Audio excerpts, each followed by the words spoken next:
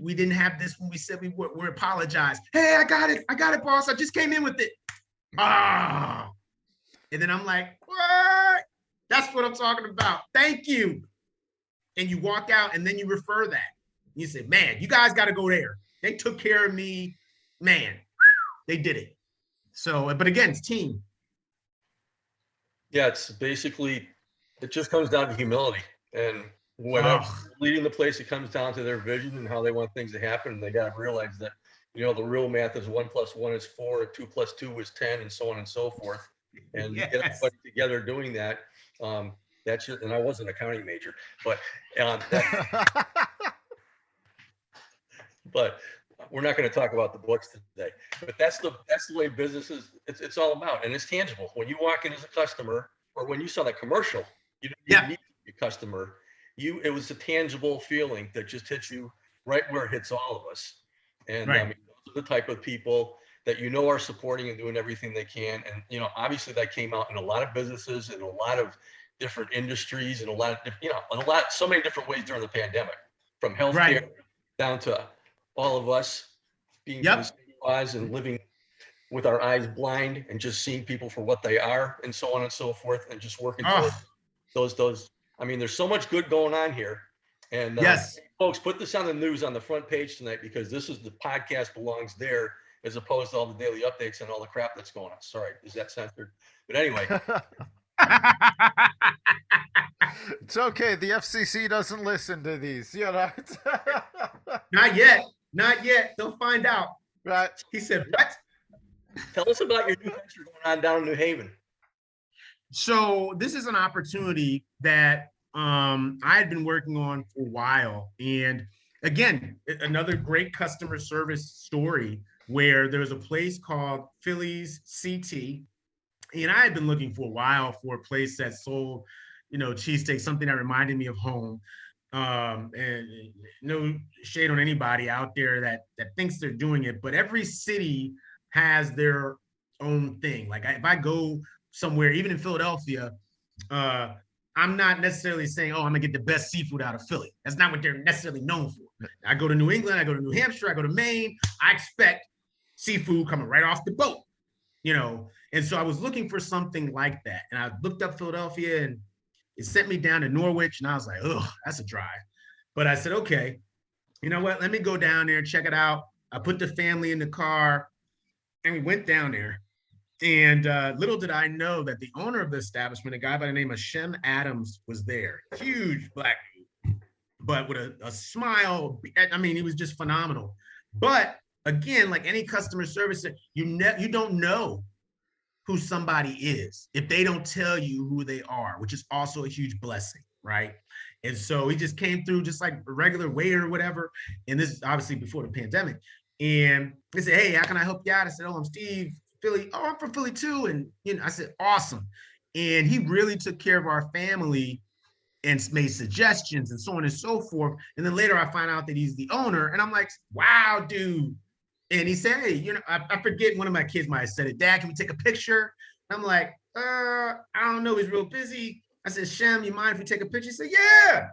Went outside, took 3, 4, 5 pictures. Again, little did I know, this dude's been on the Food Network, the Travel Channel, this and that and the other thing, right? So I find all this out later. This is just a regular dude, but he's that guy. And I went back down later and I said to him, you know, if I could ever be a part of what you're growing, you know, I'm from Philly, I would love to be able to help you out. You're a real genuine dude. And he said, hey, you never know. I appreciate you saying that. Gave the soul brother handshake, kept it moving. Fast forward, maybe a year or two later, and this again is right before the pandemic, he invites me to go what they call location shopping. Little did I know they were looking to open up other spots. I met him first, might have been West Hartford, Yale, New Haven, and he said, Steve, we want you to come in and be a part of this. Let me introduce you to some people.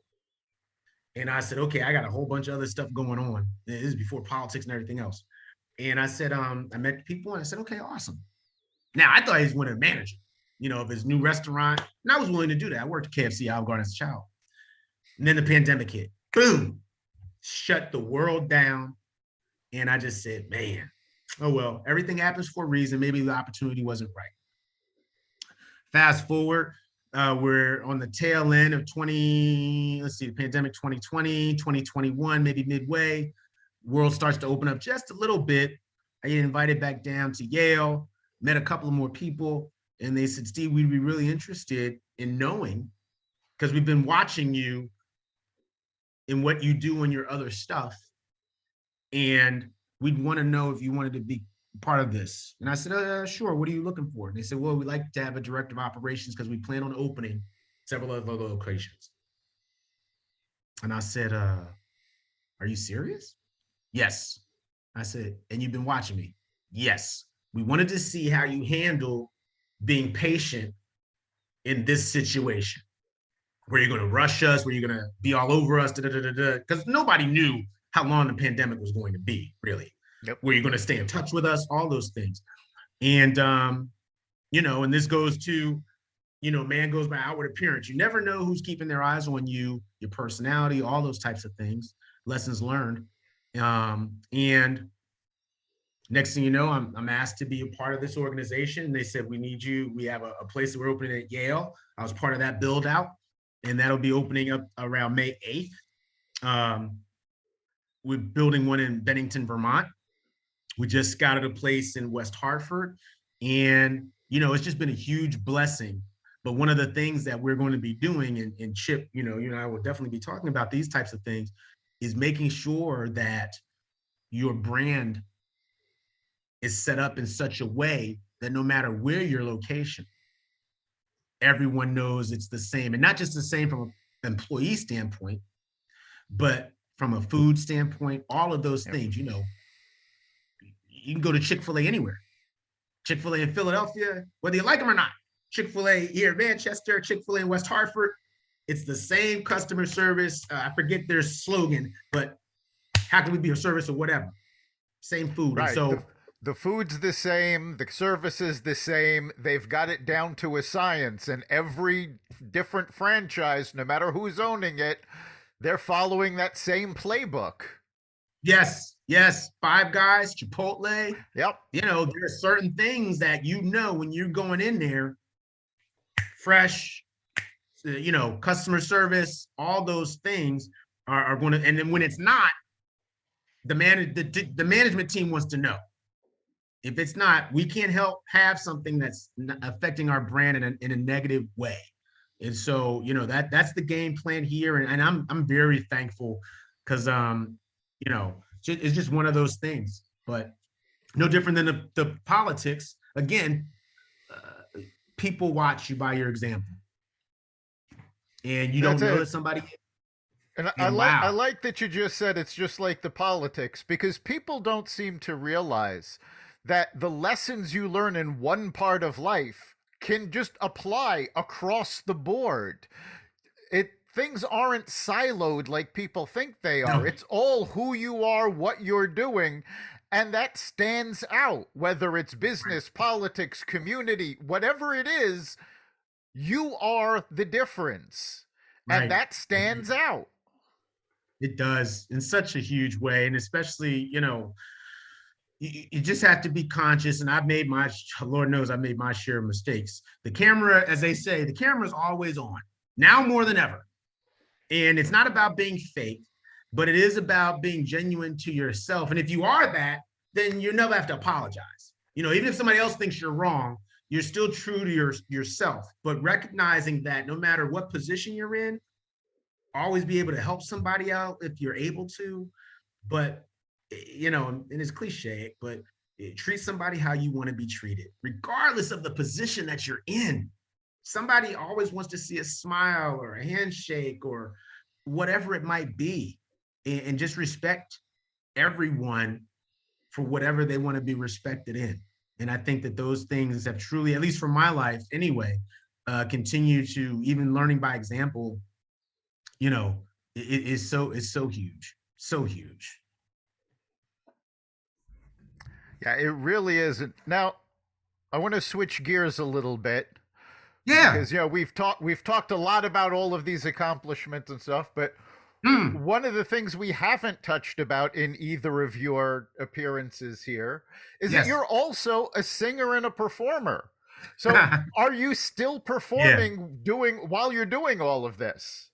Yes. So, as you can imagine, and so that's the thing. A lot of people don't know that. So I've been singing in whether it's the Philadelphia Boys Choir, church choirs, so on and so forth for a very long time. It is definitely my release. And so now I've been singing with a group by the name of Soul Sound Review. It's a Motown review group. It's a 9-piece live band, and I'm one of 3 main singers. And I've been singing with them for the better part of maybe 10 years now, it seems. The pandemic obviously shut the world down, but yes, I am still singing with them. We perform a lot of places. I know now a lot in that weddings have picked back up again. So we're doing a lot of those types of performances. I definitely with the summer series in different towns, we'll be doing those again. So it's a lot of fun, especially when people want to, I don't want to say escape, but just want to just relax. And when you have guys and gals up there that are having fun, because that's the other piece, right? We all sing professionally to a certain extent, paid, but one of the things that we really enjoy doing is having fun with each other, even on stage. And again, people recognize that and appreciate that when they're in the audience. We try to make them feel, if you will, a part of the show, and and then we see them afterwards. But yeah, it's a huge blessing, man. I'm very very thankful for it, because it's funny though. People will say, wait a minute, aren't you the deputy mayor of South Windsor? And I'm like, oh yeah. Wait a minute, don't you work for other designs? Were you just doing a menu? I'm like, oh yeah. Don't you? Oh yeah. And so, but again, it's not a pride thing. It's just a hey. And then when I see them, I'm like, oh, what's going on? Let's have a good time. And I think people like that and respect that too. So that's always fun when somebody sees me outside. And anybody who's seen you sing knows the energy you bring to that, and it's you bring that same energy to everything you do. So we are actually just about out of time. So I want to thank you for being with us again. And yes, you've got such great stuff going on. Right. Is there anything that you're doing in South Windsor that you want to give a quick shout out to? Well, fortunately, we have a chamber out here, and we have some initiatives that are going on. Especially, I think one of the things big right now is working with our young people coming on this outside of COVID, whether it's mental health, whether it's saying it's okay, those types of things. They're, being in front of their computer screens all the time and saying it's all right.